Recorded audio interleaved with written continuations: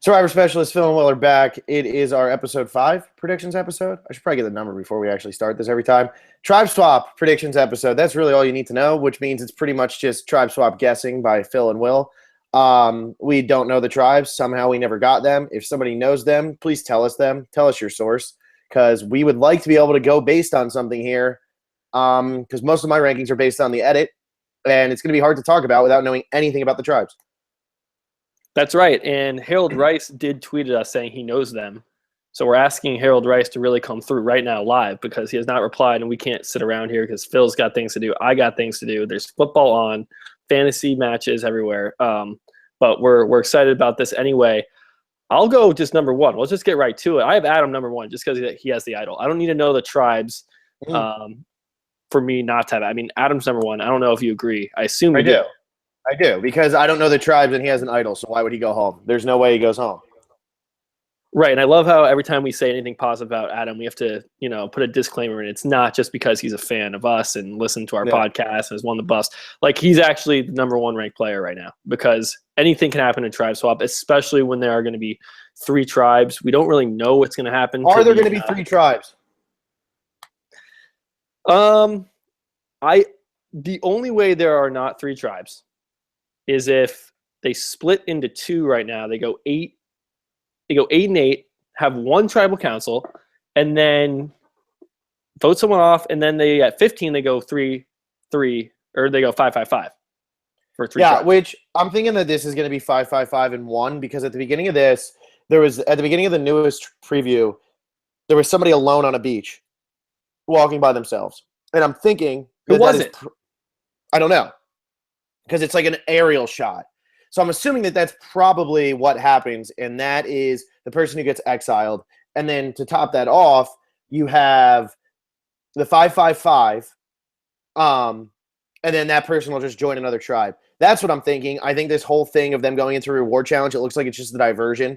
And that was probably based on like a challenge they've already done, and that separates them. But I think it's got to be 5-5-5, because there was also – in the description for the episode this week on CBS, it said one tribe gets bad news. And then the cheat tweet from CBS was one castaway gets bad news.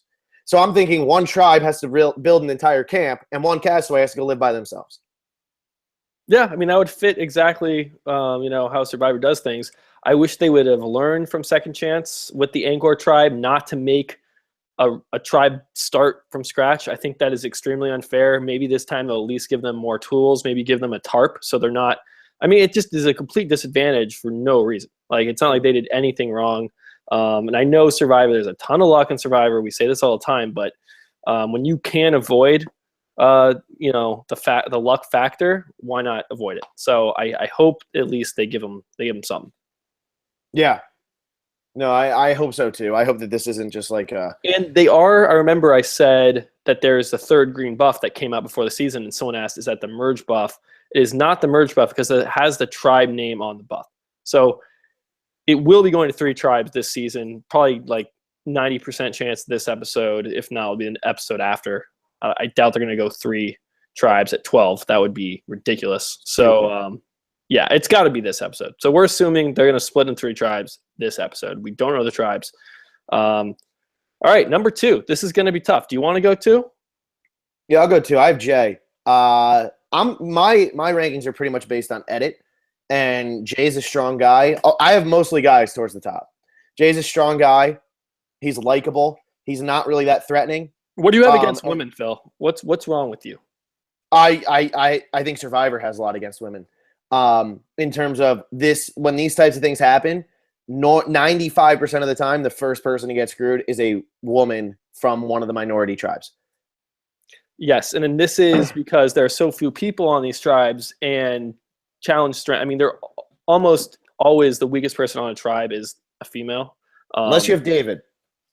Yeah, unless you have David. That's very true. He doesn't have his idol anymore. So we'll get to him. But I tend to agree with you. The people I want to put at the top of my rankings are people that, even if they aren't in the majority on whatever tribe they end up on, like someone like maybe Chris or Ken, I have them higher than maybe you think, because why would you want to get rid of them if you do lose a challenge? You're going to need them for the next challenge. So Yeah. Continue with your Jay explanation. I kind of interrupted you. No, it's fine. I was just saying he's a strong guy. He's likable. He's even if he ends up in the minority, and even if he ends up on a tribe, nobody dislikes him on the Millennials. So he's not like he's going to end up on a tribe like with people that weren't in his numbers. I don't even think Adam and Zeke would try to get rid of Jay at this point just to get rid of Jay. And I think the Millennials or the Gen X would be like, even if somehow the Gen X get the advantage, I think they'd be like, okay, we kind of need Jay. Let's keep Jay around. He's a strong guy. So I have Jay at 2. I don't see Jay going this week at all. Yeah, I actually have Jay at 2 as well, and then I have Taylor, and then I have Will. Those are my top 4. It's top 4 male millennials, just because the chances that you're a millennial and you wind up on a tribe in the minority, I think it's pretty unlikely, just because there's only been one millennial, Mari, eliminated from the game. So there's 9 of them. They should really have a majority, and even if on one tribe they don't have the majority, those are people you want to keep around. So those are my top 4. I don't know if you have the same thinking, but especially because we don't know the tribes, I have no other choice but to do that. I go Chris, Taylor, Michaela at 3, 4, 5. I put Chris higher because he is the biggest, strongest guy out there on this entire season. And there's no way whatever tribe gets him, if you only have 5 people on your tribe, because we're assuming it's 3. And if it's 8, if it's 2 tribes of 8, then there's even less of a chance Chris goes home. If it's 3 tribes of 5 and you lose the first challenge and Chris is on your team, you're not getting rid of Chris because then you're down to 4 and you just lost your strongest member. So I have him at 3. I have Taylor at 4. Same reason pretty much as Jay, and I think Taylor's even less threatening. 5, I have Michaela because I think last week Michaela really proved herself in the challenge, and I think a lot of people took note of that. And I think Michaela got a lot of credit from the Gen X and the Millennials. And we've both been saying all along, once Michaela can actually get with the Gen X people, that's when her game probably is going to take off. So this is actually probably one of the best things to happen for Michaela. I think Michaela's fine. Yeah, I like Michaela's position too. With Chris, I see totally what you're saying about Chris, and I do have him pretty high as well. My only worry with Chris is that, let's say he winds up on a 4 Millennials, 1 Gen X. What happens there? Like, if he's the only Gen Xer, and that is very possible, like when you have 3 tribes, that it could easily happen. Or even if it's 3-2 and that tribe says, okay, even if we lose the next challenge, we have somebody to get rid of, and then it's just 3 Millennials. And the Millennials are all pretty strong. Like, if you're going to have a challenge and run it with 3 people, like, name the 3 Millennials where they won't have a chance. I guess you would go Hannah, Zeke, and Michelle. Hannah, Zeke, but like, if it was them 3, like, they would have a chance to win. They could probably still beat most of the other 3. Yeah, so I that's my only worry with Chris, that even if he's like, has an extra buffer, like if it's 3-2, he could still go. I have him pretty high, gotta say. Okay, I have Ken next. Ken voted with the majority in his tribe. Yeah. I think, Ken really never got along with Chris and Brett all that well, but they didn't butt heads either. Ken's problem was with Paul, and Paul went home. Ken is a provider. He can fish like crazy. He's really strong in challenges. He has a relationship with David. He has a relationship with Jessica. And actually, in the preview, Jessica and Ken are shown hugging and kind of making up. And that's going to be right after Tribal. Yeah, anybody was wondering, that's not going to be after a swap or anything. That's going to be definitely right after Tribal. Exactly. Right after Tribal, and Ken just wrote her name down, and he's consoling her. So if he gets in good with Ken and David and Cece, and then really had no problems with that majority, with people like Sunday, Chris, and Brett, he's good with all those Gen Xers. And then why would only reason a millennial would take him out is because he's threatening. But because he isn't like a power player and in the majority on that tribe, I think he can open up to the Gen Xer or open up to millennials and say, hey, look, this is what's been going on. Chris is the leader. I don't know. I really like Ken's position. He's not someone you want to take out when you swap tribes. I agree. He's a really strong guy, and like in this situation, if you're so low in numbers, you can't afford to get rid of one of them. And I have Ken at 6, so I have him 1 spot further behind than you. But I think you're right. I mean, I think he's going to bond back with Jessica. He's not really on bad terms with anybody. He's just not really in it. But he did vote in the majority of 5, and now he probably. But that's good. That's good. I mean, you don't want to be like the head of the snake right now. I think he's in a really, really solid spot. Out of all I the think Gen so, too. Xers, he's I think in the best position. Okay. What do you go? You want to go next? Because I've already done 6. You did 5.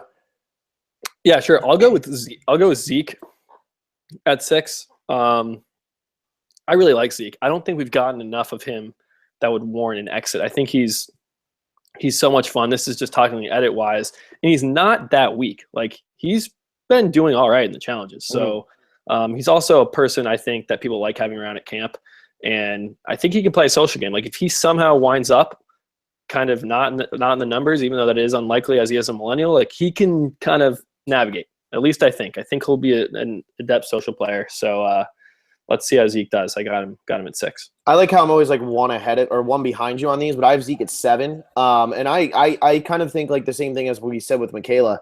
Once he can actually play with the Gen Xers, that's when his game's going to take off. And I don't think we've seen enough of him either. I mean, Jeff Probst said he's like the main reason to watch this season is Zeke. Like he said that there was 5 reasons to say Zeke or to watch this season, and like one of like the top 2 or 3 was Zeke. Well, I should bump him up to number 1, then shift everyone a spot down. Maybe I'll do that. Jesus, like if this is all we get from Zeke, and like that's what Jeff was so excited about, like that's a dud, even though he's been perfectly fine. So, right. So has anyone got back to us on tribes? And then we'll have to like I just imagine have not heard back from anybody on tribes. We're gonna like finish these power rankings. CBS is gonna release a preview for probably with the whole tribe split up, and we're gonna have to redo our rankings on the spot. Well, who you got at 7 while we keep on going blind? I have Chris at 7, and I know I was kind of playing devil's advocate why you can go home. I do have him a little bit lower than you, but at the end of the day, if you do lose a challenge, you want to keep Chris around to make sure you don't go back to tribal. And then at 8, I do have Michaela. I think she will fit in great with Gen Xers. And I also think she's completely recovered from her early struggles and getting in fights with Figgy. Like I think Figgy and Caleb made up at this point. And that would kind of be the only reason I wouldn't, rank her too high, is because if she winds up on a millennial tribe, let's say it's like Taylor, Figgy, Michelle, Michaela, and then a Gen Xer, maybe they target Michaela. But after last episode, and she kicked ass in the challenge, and I think they have a lot of unity, these millennials, and they want to stick together. So even then, I think Michaela's fine. It's weird. We have the same top 8, just in a different order, because I have Will at 8. So we have the same 8: Adam, Jay, Wow. Chris, Taylor, Michaela, Ken, Zeke, and Will. Those are the 8, and which is really weird because there's still 15 people left in this game, 16 people left in this game, and like we agree that here's the top half, and here's the bottom half. It's just strange, like that's how that worked out. I don't get it. We're doing this blind. I know why this is happening, and it's because we don't know who the tribes are. So usually we can have maybe some thought, I think this tribe's going to lose, and we can stack players like that, or maybe as a safeguard, if millennials do lose, you have one person, maybe 2 people down, and we can kind of shift on that. But we're kind of just ranking overall right now, so it makes it a little easier. It's almost like we're ranking on challenge strength and a bit of socialness, but not even so much. There's a lot of challenge strength going into these. Absolutely. Yeah. My number 9, I have Brett. I do worry for Brett because he's Chris's right-hand man. Still a big, strong guy, though. So like I still don't think you get rid of Brett, although I do think Brett can go this week. Really, from Brett on, I think any of them can go. So I really do think that there's a top half and then a bottom half. And I worry for Brett because he is Chris's right-hand man. And we've seen that happen in other seasons where like the big guy who's a little bit weaker goes home, gets screwed by like a swap, or goes home a little early. It happened with Bubba back in Vanuatu. It happened with Aaron in China. Like I could totally see this happening this episode with Brett. Absolutely. He's like in the majority alliance, but he's not Chris where you really need him for challenges. Like Brett's obviously not a challenge liability, but he's someone that is a bit expendable at this point if you're a millennial and the majority on your tribe. So how you're saying, I have Michelle at number 9. She had such a good, what was that, the second episode? Where she just kind of dominated strategically, like pulled over all the votes, made, Hannah switch at tribal when she didn't even need her to. And then we just haven't heard from her, and that's a little worrisome, but I like to think just because I've seen her play this game, if she finds herself in a position where her back's against the wall, she will, figure out a way to do that again. And I've not heard Michelle's name brought up at all. And I think getting away from Taylor, getting away from Figgy, or at least getting away from them together, that will help her game. So they're not looking as threatening from the outside if it's just her and Figgy or just her and Taylor or just her and Jay. So I like Michelle. I have Michelle at 10.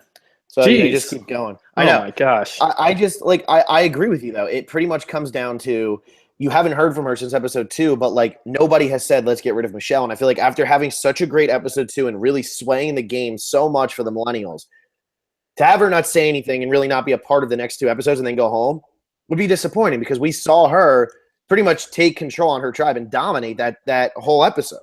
Yeah, and she has so much potential to be a good player. Why would you just it would feel it'd be like the viewers getting robbed a little bit if Michelle gets sniped after a tribe swap. Yeah, I agree. Who do you have at 10 and 11 then? Maybe we can get 2 in a row. Yeah, okay. I have David at 10, and I know he doesn't have his idol, and I know he's not that strong, but I like him to stay again. I really do. There's something about David, I think, and I know he's gotten a lot of screen time already, but I have a feeling David survives this episode. I can't really explain it other than that he's a big character, and I don't know if you can wrap up David's big story he's had so far in just one episode, in just 45 minutes. It doesn't really seem possible, especially because he just played an idol for somebody. I don't know.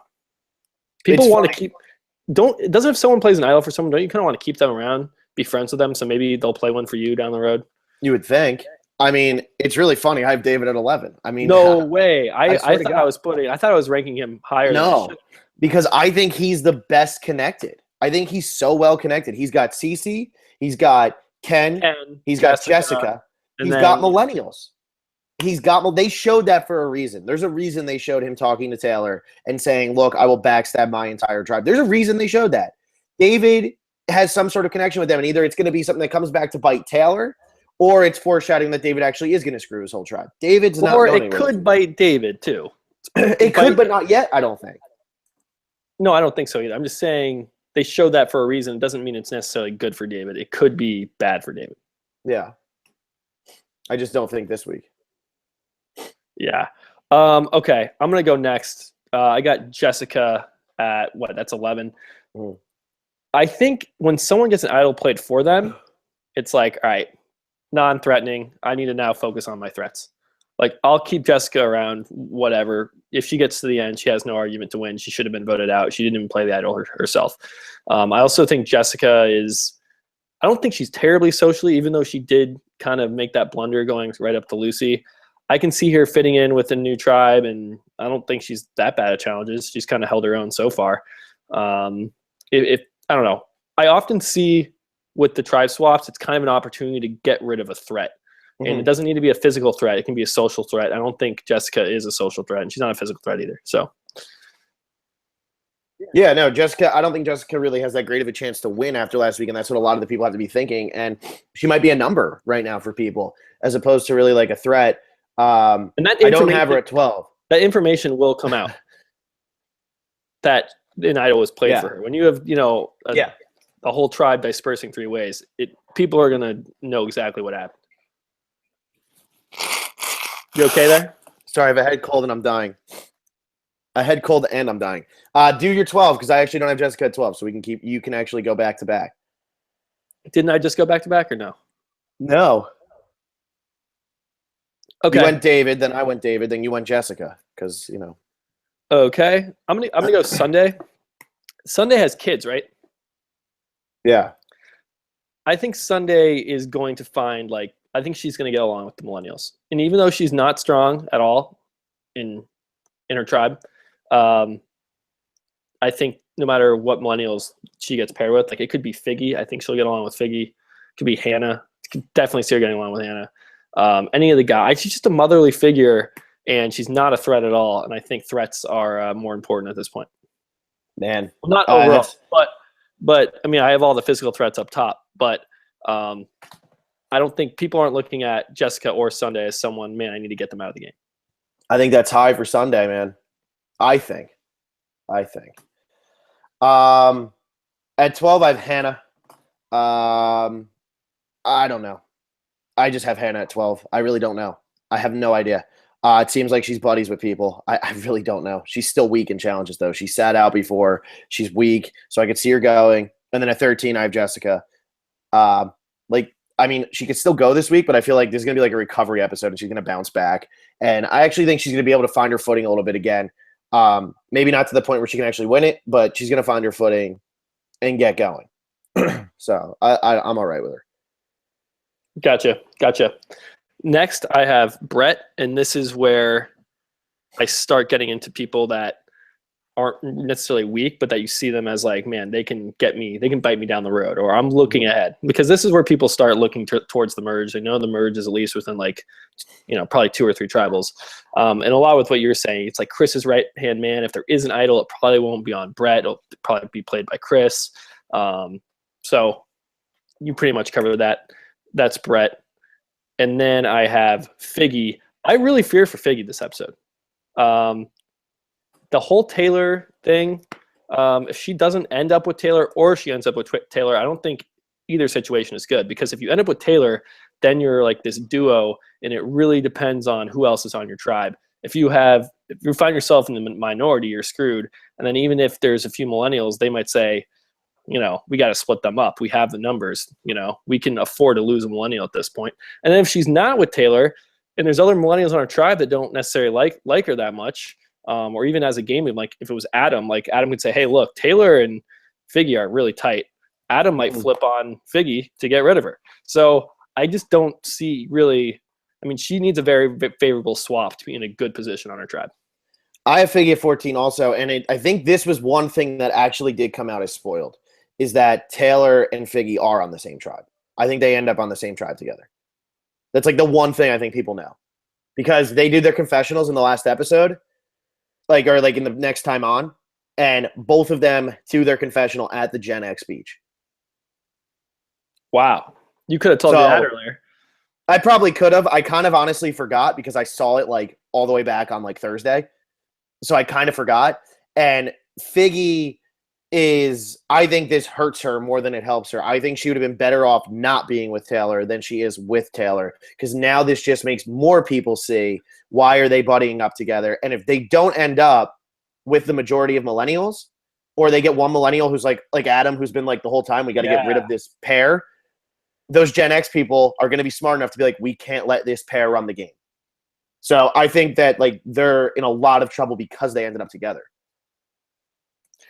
Yeah, well, if they're not in the majority, it doesn't matter who the 2 millennials are. Right? If it's a tribe of 5 and there's 3 Gen Xers and 2 millennials, it could be Figgy and whoever, she wouldn't be in a good position. But even if it's, geez, I'm you're dying, really struggling over there. I can't help it. Even if it's 3 millennials and 2 Gen Xers, and we have Taylor, Figgy, there's one more. It all depends on who that one is. If that's Hannah, if that's Adam, if that's Zeke, even if it's Will, if it's Michaela, they could easily flip to the Gen Xers and say, they're too powerful and all this stuff, especially if it's Gen Xers they can get along with.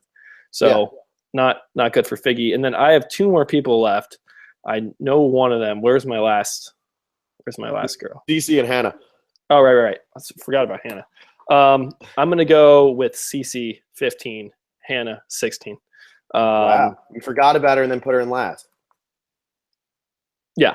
That's why I forgot about her. Okay. Hannah's someone who is a social threat. Like, I think people know that she knows the game.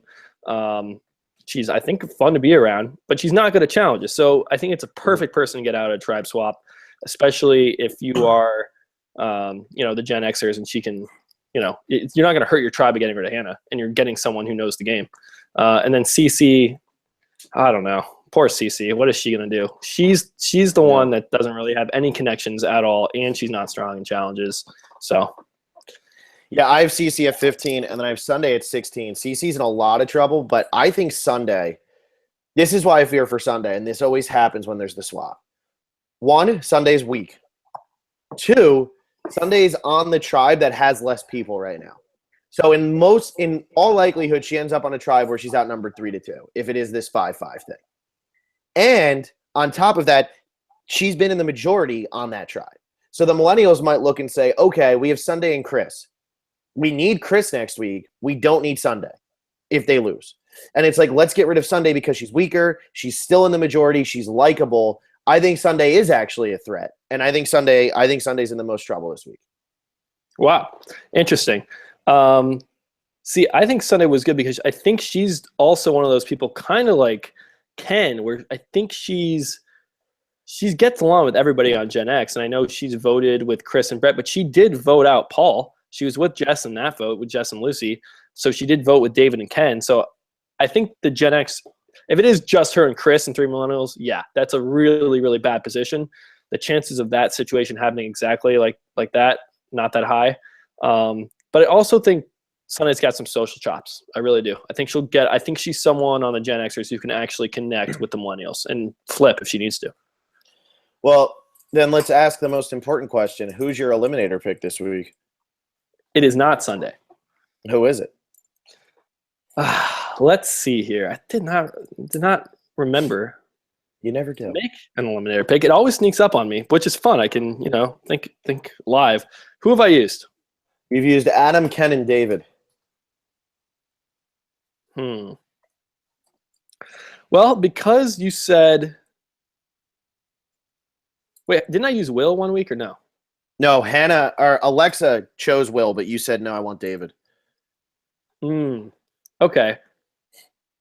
How about you give me? I'll take Will this week. You son of a. I was going to use Will, but now I can't use Will because you used him. All right, you can if you want. It just isn't fun. It's not as fun. Yeah, let's keep it interesting so that one of us could actually lose. I had Will typed in. All right, I'll go Michelle. Oh man, watch Will get voted out. It's gonna be like, yeah, it's like Phil, you picked him too. I knew you. I'll go Michelle though. I mean, for all the reasons we said, she had a great episode 2, and then we haven't heard from her, so it'd be kind of lame if she goes this week after such a great move in episode 2. Before we get the comments, MVP was Adam, but only by 1 vote. Why are people voting for David to be MVP? Everybody gave me and Alexa a hard time for saying Jessica made a good move, and it proved to be you guys were mostly right because like Jessica was on the bottom. But like, how can you sit here and say David just made a great move? I don't know if Jessica's move in episode 3 was a bad move just because she got votes in episode 4. I think her actions in episode 4 of, going directly up to Lucy and, she was spilling the LVP. beans. Yeah. That wasn't based on her, Paul vote in episode 3. I think she was in a really good position at the end of episode 3 because she had options. She could go to Chris and Brett. She could go to Ken and David. She had kind of Sunday and Lucy working with her. And she would have been in the clear if she had just believed Ken and David and written down Lucy's name without saying anything. Obviously, that didn't happen, but that's not due to her episode 3 move. So I still think her MVP in episode 3 is okay. And then, yeah, it's Adam last week. I don't get the David thing. Like I'm saying, people are giving us a hard time for saying that Jessica would be MVP. They're like, no, it was a terrible move. And now everybody's like voting for David to be MVP after what could be a horrific move. Like, this could be horrible. It could be. I think it is horrible. Even if he finds another idol, I think it's horrible. I don't know. You're giving up an idol for a tribe swap? What are you doing? How is that MVP material? I thought, what is going on with you guys, the listeners?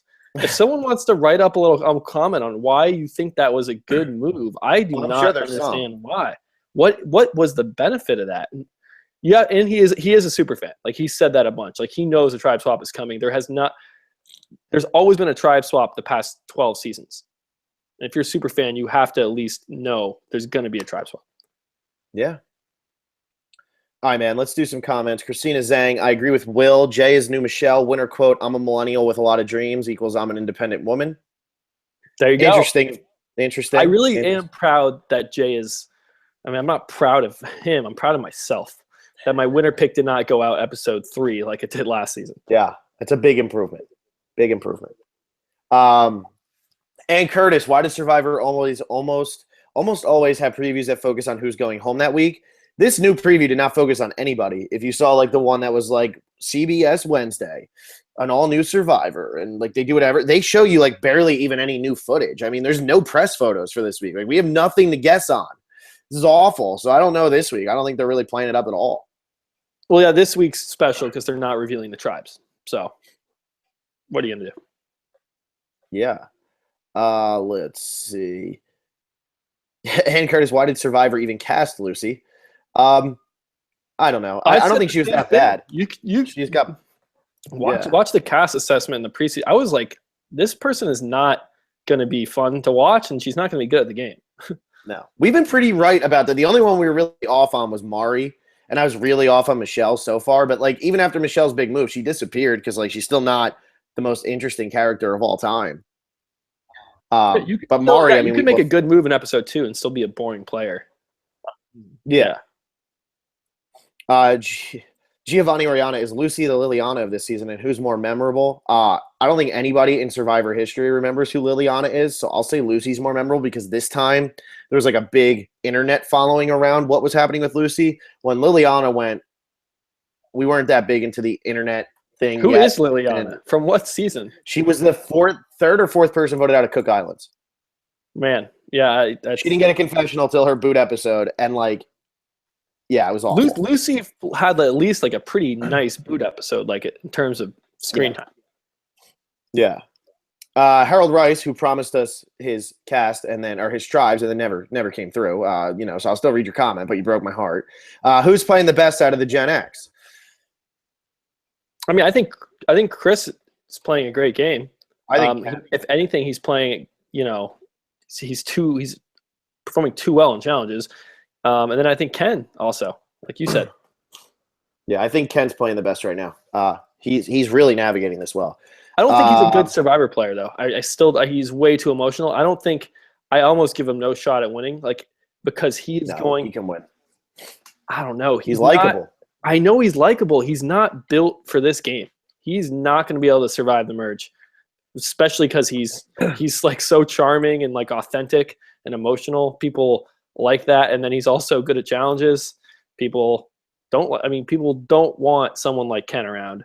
And then he doesn't have the game brain. You can just tell. He's not going to be able to sniff out a blind side. He's not going to be looking for idols. I really almost give him no shot. I love him. Love the guy. Fun to watch on TV. I'm rooting for him. Very, very slim chance Ken wins this game. That's ballsy. Just because I can barely talk because I have this little sniffles. We're going to read comments that have to do with this episode and not really do too much on other seasons, which a lot of people are commenting about. Are they all comparisons? The comparisons? No, they're not comparisons. The comparisons are okay, but they're not all comparisons. Let's see here. Giovanni Oriana, how many alliances are there heading into this swap? That's a good question. Yeah, I know. That's why I'll let you answer it. Okay, so we've got the David, CC, Ken. Maybe Jessica's in there, not in there. Who knows? There's that. Then there's the majority on the Gen X. Majority. Brett, Chris, Sunday, and then where's Jessica? Who knows where Jessica is? Those are the two there. And then you have the cool kids and the non-cool kids on the Millennials. So I'd say there's 4. And if you want to toss in, David and Taylor's brief conversation at the summit, there's your, Summit Alliance 5. Well, then Giovanni asks, who are the floaters without an alliance? I think Adam and Zeke fall into that because I don't think they're really in an alliance with anybody. Well, then Hannah has to be there too. Yeah, she could be because I don't think Hannah, Zeke, and Adam are aligned. We have not been told that they're aligned. So I think Adam and Zeke are pretty close. I think Adam and Zeke are close, but if they don't end up on the same tribe, then why they didn't need to show us that, for the first 4 episodes. So I would think that Adam and Ken don't end up on the same tribe. Adam and Zeke. Or yeah. Adam and Zeke. Sorry. Okay. And Curtis, which past player do you think Lucy is like? Oh, man, I have no idea. Someone who's bossy.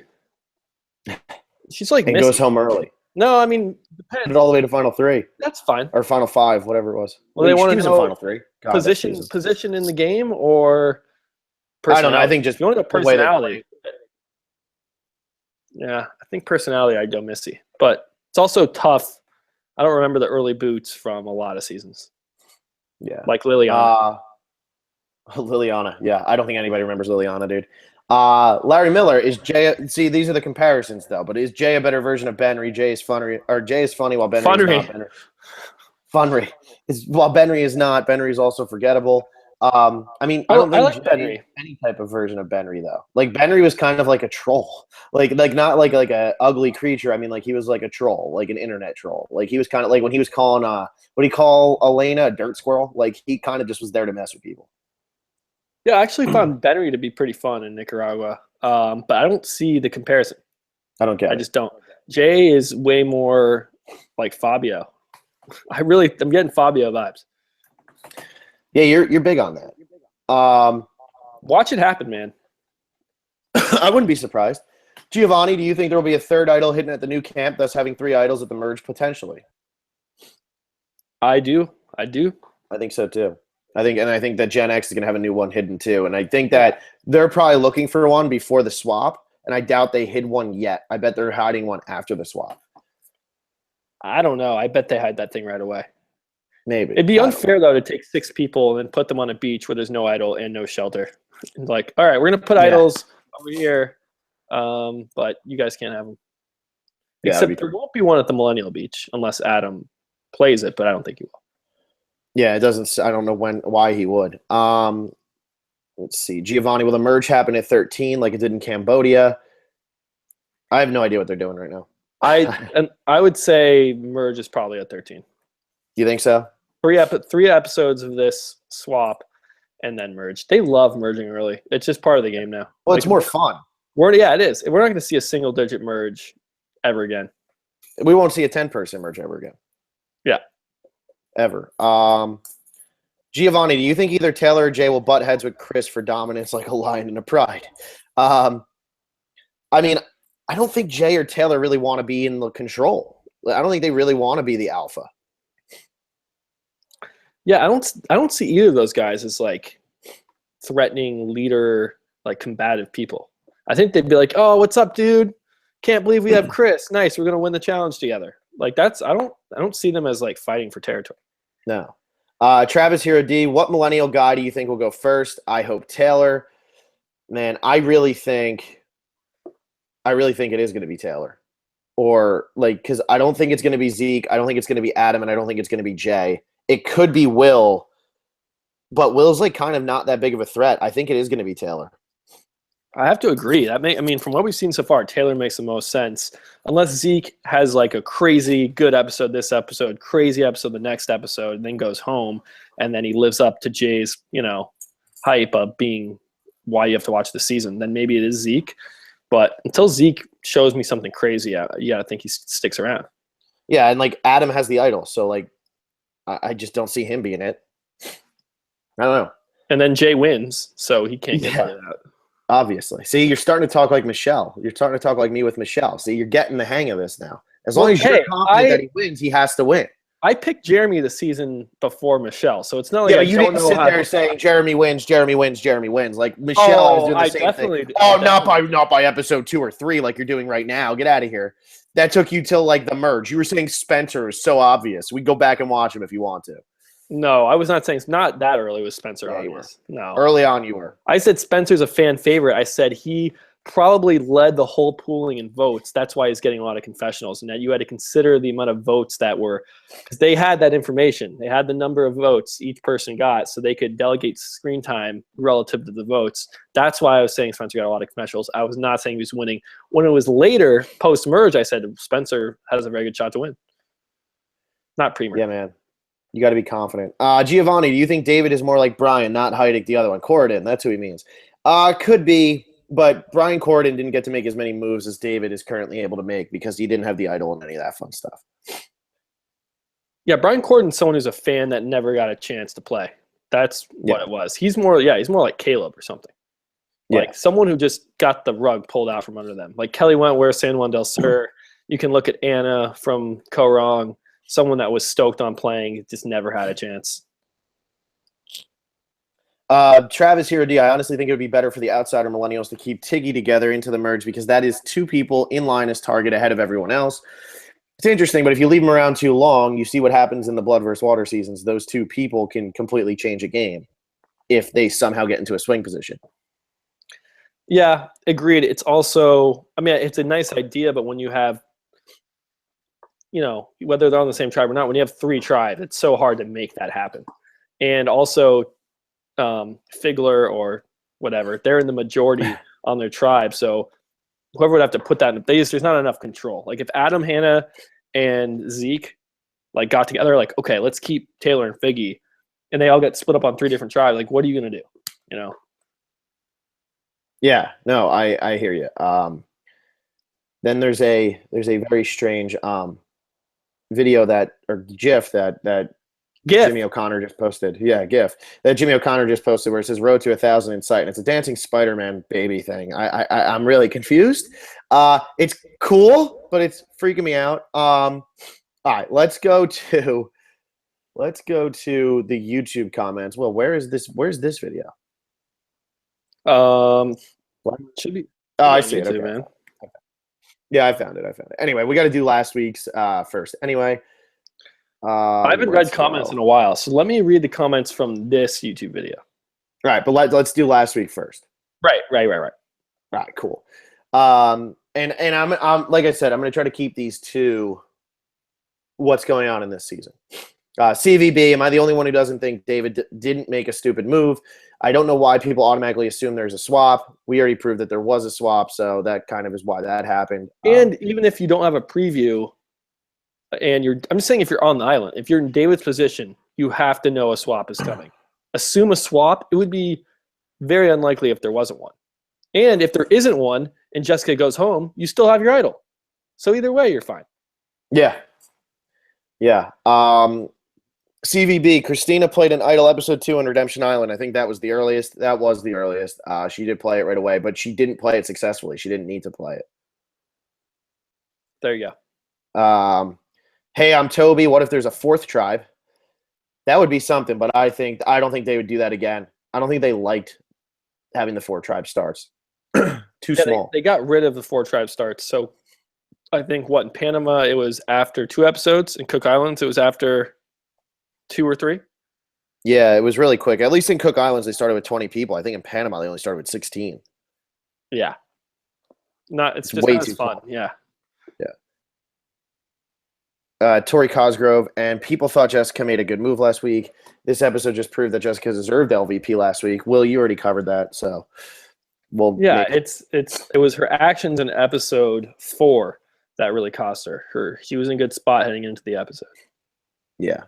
Morgan Osborne, I don't think I've ever liked the tribe more than the Millennials. They're great. They really are. They are a lot of fun. Let's see, I'm trying to see if there's like anybody who explains why they voted for David, because I know there's a lot of MVP votes. But Gamer Girl, I don't think David knew that there was a tribe swap coming. Unlike most people, I like the move because I think it helped Ken and David and Cece up to the top if all 3 of them end up on the same tribe. Well, we're splitting into 3 tribes, and I don't assume for them to guess that they're going to dissolve the 3. But man, you gotta assume a tribe swap. I'm sorry. Can you think of a reason why you wouldn't think there's a tribe swap? No. Unless, you just have to assume every season now that there's going to be multiple even. Exactly. They're doing. I mean, they're coming at a higher frequency. Yeah. No, I agree. Gamer Girl, this is a big comparison, but this is kind of interesting. So, if you're a huge fan, anyway, how do you guys feel that people in both of my Survivor Facebook groups are comparing the season to Fiji? Not in a bad way, though. They're comparing it to Fiji because there was an older guy who got looked at by medical, then went out early, Gary and Paul. Girl who got little to no confessionals, who went out early, Lucy and Liliana. So Liliana was actually Fiji. I was completely wrong. She wasn't Cook Islands. They also think that David and Ken are like Yao Man and Earl, also same location. They're calling it Survivor Fiji with a better cast. What do you think about that, Will? Wait, who is Yao Man and Earl? Is that David and Ken? Ken and David, yeah. Ken is no Earl, and David is no Yao Man. But other than that, yeah, I mean, it sounds pretty good. I mean, them being in. I mean, even that though, I see the comparison. They're like the poor man's version, but everything else is like the rich man's version. Yeah, and I mean, the location I think helps the most. That's what makes it the most Fiji, is that it's in Fiji. Yeah, that too, for sure. All right, let's jump to Wences Acosta. Time for the Wences Weekly Wonder, the Triple W. MVP J, LVP Ken. And then he says, if the Gen X idol is back up for grabs, who would you guys like to find it? I don't know. I would want I just don't want Cece to find it. Pretty much anyone But I don't want CC, CC or David because David used it. I don't want him to get it back. that's true. That's true too. I was thinking I would kind of like David because it'd be funny for him to find another one, and he's the weakest I think physically, so it'd be nice for him to have that extra advantage. But yeah, you're right. He already wasted one, so Chris would be, the most fun because he's going to be in the most danger, I think, especially as we get closer to the merge. People are like, if you lose a challenge and it's the third boot after the swap, you're going to be like, all right, we're merging soon. I can get rid of Chris now. And I like Chris. I would love to see him stick around. He probably needs it the most. Or Brett. But yeah, Brett just hasn't been, he seems nice, but Brett has not been getting much love from the editors. No, he hasn't been big on this season at all yet. Kind of weird. 4, if Adam goes early, do you think he would be smart enough to give someone like Zeke the idol? So I'm assuming that this is if he goes because of his mother, which I don't think he does. But I'm assuming that's what they mean. Do you think he would give somebody like Zeke the idol, or you think he's going home with that thing? I think it depends completely on the situation. You obviously, if you give someone an idol as you're being pulled from the game by Jeff, usually your whole cast is around you. So if he gives it to Zeke, Zeke might be like, hey, man, keep your idol. I don't want it. Like, I do not want that target on me. If he could do it in private, I think he would, but he also knows the game well enough not to put an ally at risk by giving them an idol. Yeah. It's the Neil thing with Aubrey last year. Then went to his last thing. My boot list is now completely screwed at 23 points. How screwed are you guys? We are screwed. I did not get to score the boot list or the prop bets. We weren't expecting to do this today. We just kind of it was like, hey, you want to do it now? And it was like, sure, let's start in 20 minutes. So I didn't get to score the boot list or prop bets because I wasn't prepared. I will say in the fantasy game, just to give everybody a little bit of an update, I know some people were asking. I have 42 points. Will has 40, and the Phantom Tribe has 32. I still have not had somebody voted off. Will lost Mari, and then Rachel, Paul, and Lucy are gone from the Phantom. So just an update on that. Who has Jay? Do I have Jay? God, you're making me do so much work. No, I have Jay. Darn it. Oh, you got the winner. You won. I already won. I have Jay, Zeke, David, Jessica, Hannah, Figgy, and Chris, man. Like, they could be the final 7. Wow. Yeah. All right, let's jump. Let's go back to comments here. Okay. Thomas Zelenka. Okay, here's a David thing with an explanation. He went from a paranoid guy to somebody that would sacrifice an idol for somebody else, did it in a way that got rid of the biggest threat, who is never going to have good working relationship with, while gaining a loyal ally, not only by saving her, but also showing her that they were truthful with her the whole time. So what he's saying is his best move, got rid of a girl who was never, ever, ever going to help him. Yeah, but Lucy wasn't a threat either. Did he mention that was a threat? Yeah, he did say she was a threat. I don't think Lucy was a threat at all. And I don't know. I think that is someone that you could potentially work with if Jess goes home. Lucy voted with David and Ken to get out Paul the episode before. And it seemed like she was going to vote with them to get out. And I know the way she phrased it was so bad. But yeah, if they had voted with Lucy, that would have been 2 votes in a row where they vote with Lucy. I think it's someone you could, especially on a tribe swap where there aren't that many Gen Xers left. If it's David, Lucy, and whoever, it's like, sure, Lucy, why not work with Lucy? I don't think there was, her whole way of talking, being bossy, that's separate than who you actually vote for. And so I think if they had voted with her twice in a row, definitely someone David could have worked with. And it's more about, for me, it's number one, the tribe swap. You don't know what's going to happen. Jessica is probably going to be on a different tribe than you in an hour or two or a day or two. So, and obviously you didn't know it was having that imminently, and then having an idol for yourself, come on. There's nothing better than going in tribal saying, if I really, really need to play this, I can play this, and I know I'm gonna have another 3 days here.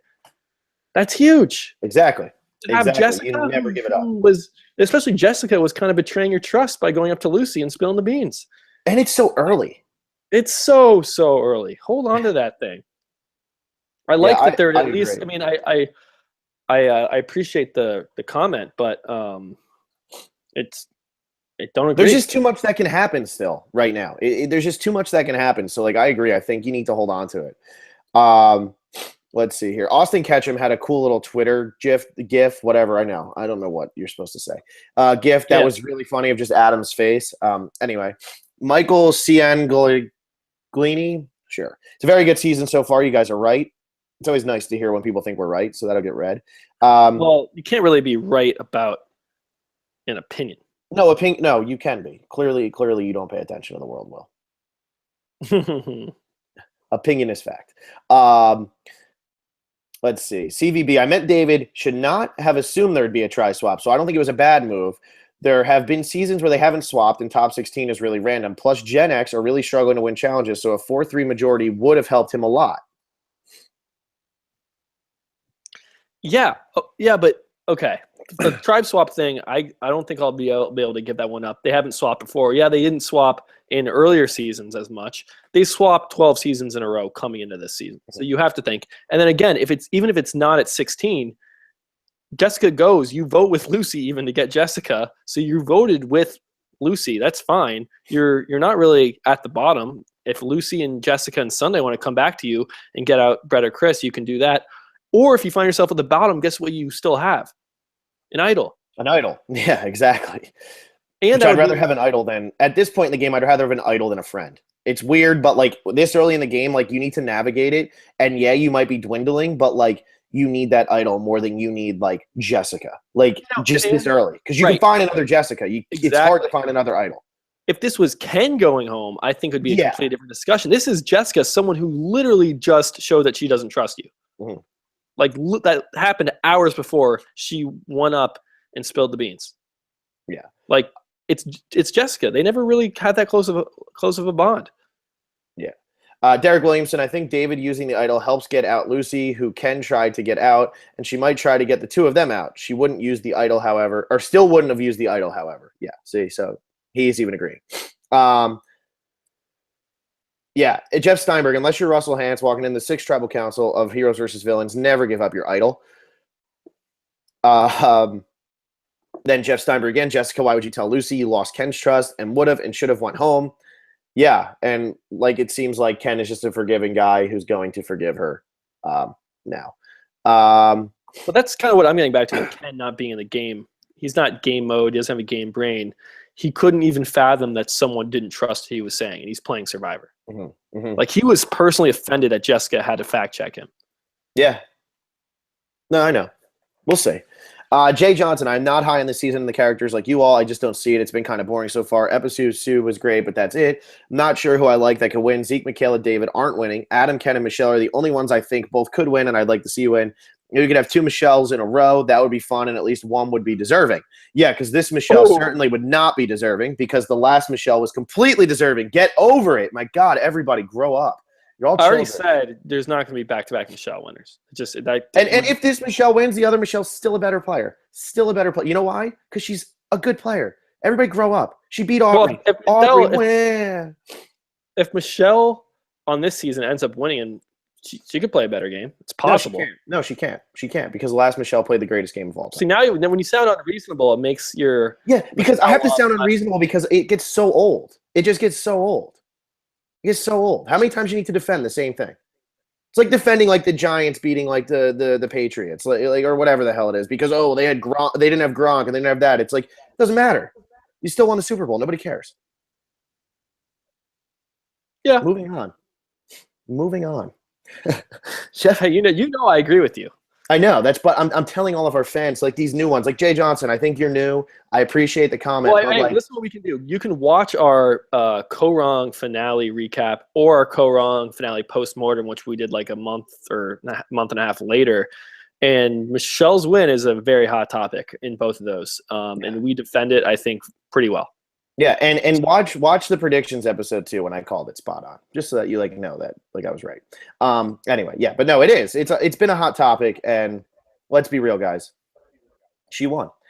Jeff Steinberg.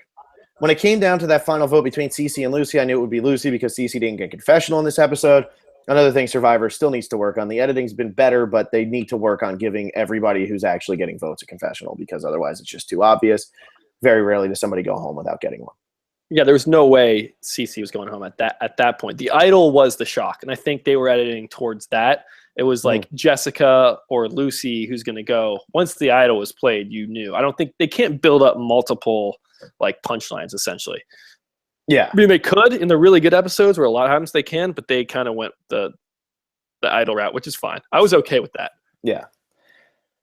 Jeff Steinberg, that was the first time an idol was played pre-merge since Caramon, and ties with Caramon as the earliest idol play. Successful one. Successful, yes, successful. Jeff Steinberg, in Jay's bio preseason, when he compared himself to Russell and Wu, I thought he would try to be like Russell, but ended up being more like Wu. Who do you think Jay is more like? For the record, he isn't nearly as evil as Russell, but not as much of a bonehead as Wu. He is more of a John Mish. I don't think he's a John. I think he's better, way better than Wu and John Mish. Haven't really seen Fabio, any right? Russell. Yeah, I really think he's more like Fabio or Aris, the two young males that won the 2 prior seasons, divided up by age. So it's going to happen. Interesting. Jeff Steinberg, we had a really good season in Second Chance. Ko-Rong was iffy. This is really good. Do you see more of a Cambodia or Ko-Rong for this? Do I have to pick just Cambodia or Ko-Rong? I actually like Ko-Rong. I like Ko-Rong better than Second Chance. I think this is, I think, shaping up to be more like Ko-Rong. I think a lot has to do just because it's an all newbie cast. Second Chance is so unique. It's really hard to like compare it to others because you voted them in. We had players from all seasons. Like we had season 1, season 2 returnees mixed with season 30 returnees. Like it's very unique. Yeah. All right, this is the last one on the old video. It's just Giovanni Oriana. I hope Figgy and Taylor don't end up like Keith and Whitney and get married. I don't like Keith and Whitney. They're annoying. So I hope Figgy and Taylor are never happy because they annoy me. There you go. I added that last part. I just wanted to sum it up. All right, well, you want to take over? You want to be the MC for this massive comments? I like reading comments, though this is now in the live chat, so it's much more difficult to kind of differentiate between comments that are asked of us or if they're the fans talking and chatting with each other live. So just make sure you're from the top, man. Let's see how talented you are. All right, let's do it. We have Bennett Golad. Also, if a Gen Xer is going to find an idol, I think it would be Chris. Could be. Yeah, it's a fair assumption that it could be. You know, we have a comparison here. Giovanni, I think Figgy is the bad version of Parvati. What do you think? I think people need to go back and rewatch Cook Islands, where Parvati was very much like Figgy, except she didn't turn on like this type of. She didn't turn on like the levels of what Figgy's doing until like she was like her back was against the wall. So she was smart enough to not do it really early. But Parvati wasn't that great of a player in Cook Islands. Everybody.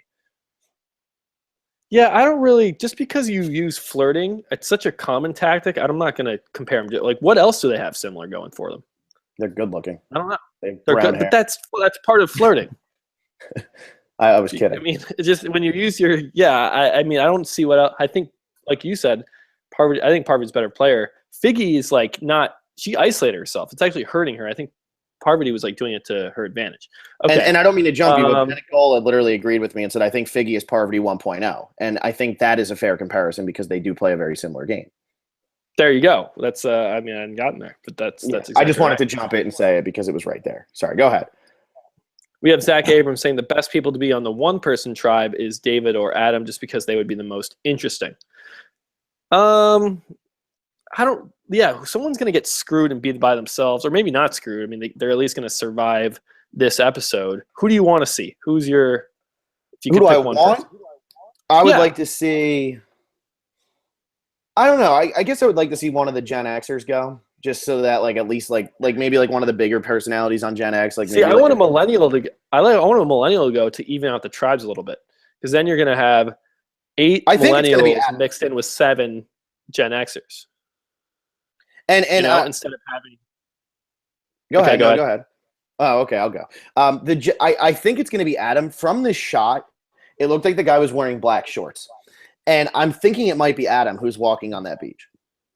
So you did know who it was the whole time. It might not be though. Like that could also be just like a preseason shot of like them just getting location. So like they do that a lot too. I'm telling you, this preview showed nothing.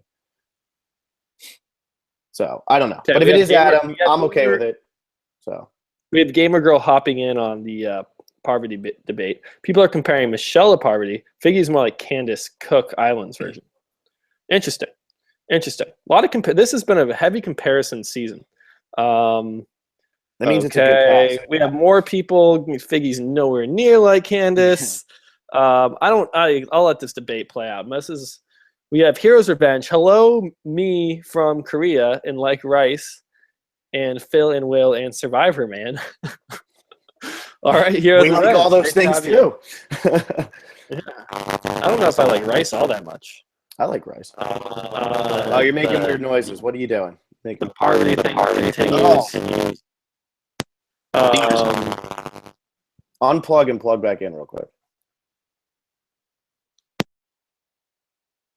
Talk. Hello. Okay, now it's clear. Maybe that didn't come through to everybody else, but seriously, it sounded like you were rubbing like a Cheers grater on my eardrum. So. Oh yeah. It was. I do that on purpose sometimes. We have Gamer Girl. I was expecting that Redmond would have the tribes out by now. He's normally good at that. We agree. This is kind of BS. Honestly, we shouldn't have to predict this much. I'm kind of shocked he doesn't have them up. Like, what did he do? He always does. I don't know. Sometimes I think it's up to Survivor. It's not up to him. Lame. All right, what do you got? Giovanni Orellana. Sunday's playing the best out of the Gen X women, but she won't win. I think Sunday's playing a solid game. I like it. I don't think she'll win either, but it's certainly not Jessica playing the best game. Yeah, and we've lost two. Lucy, and we've lost Rachel. Who's I always forget. Cece.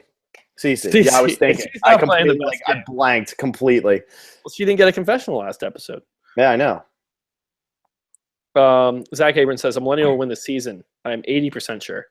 I kind of am leaning that way too. Mm-hmm. It's starting to feel like it. They're getting a good story so far. Yeah, they're just more fun too. I like them better. We have Nate on the Survivor YouTube channel's videos that are uploaded after the episodes. Michelle has the most views out of anyone on the season. That's kind of interesting to look at that. Mm-hmm. Maybe people have a crush on her. I think people want to hear what she's saying because she made such a good strategic move in episode 2, and they haven't heard from her since. So I think people want to know where her head's at. That makes a lot of sense also. That's great analysis. Thank you.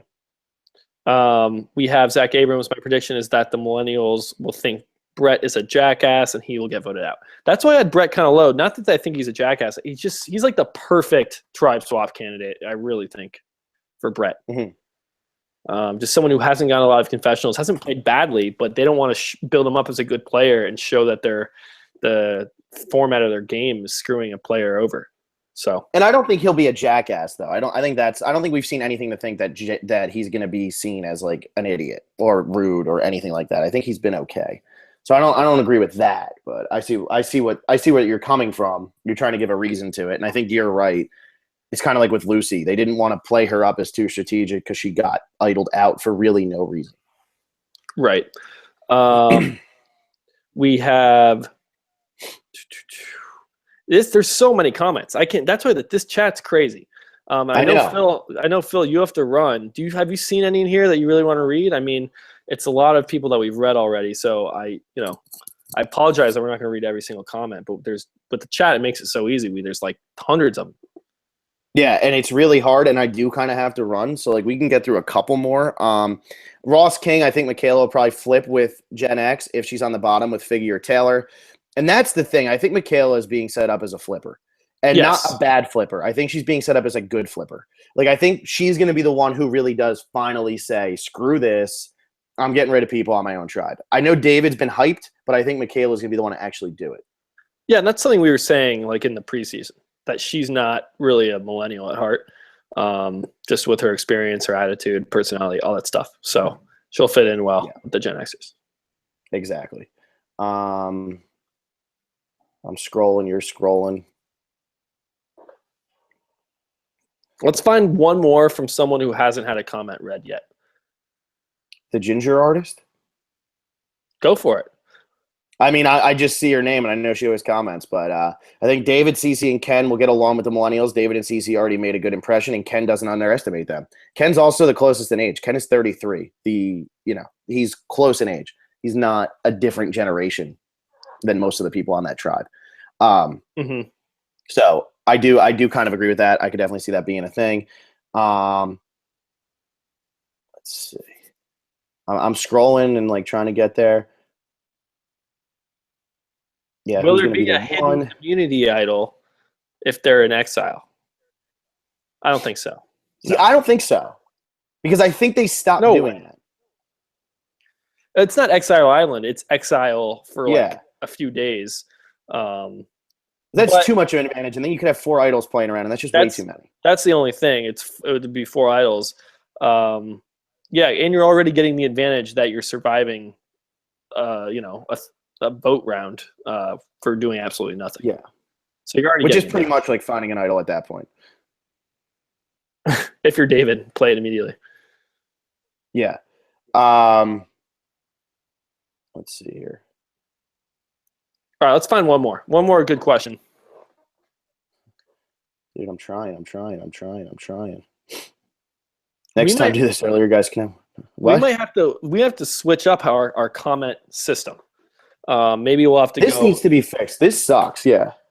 Because the live chat, I think that people like the live chat, but maybe for comments that you want us to read, then they have to be tweeted. Is that asking too much? Or post it on the last video. Or post it on the last video. Post it on the last video. I think we're gonna have to put that rule into effect. Maybe we'll talk through it. But yeah, did you find the last comment, or is this? I mean, TDF Connor, who we haven't heard from, she just says like she can't wait for Figgy to slay all of the faves. So I mean, I guess she likes Figgy, but I just it's too difficult with how much is going on there. And like we like all the comments and everything, but like if you have one that you really want to be read, I think that it should either go on the last video or be in Twitter because at least we can find them there. I can't find anything here. Agreed. All right. Well, that wraps it up. Sorry we didn't have the tribes. Would have been way more fun, way more to go on. But hey, what are you gonna do? Phil, you have anything else? We will get the boot list and bet list, prop bet list scored. Hopefully by the recap. Hopefully. Yeah. You got anything? No, dude, that's it.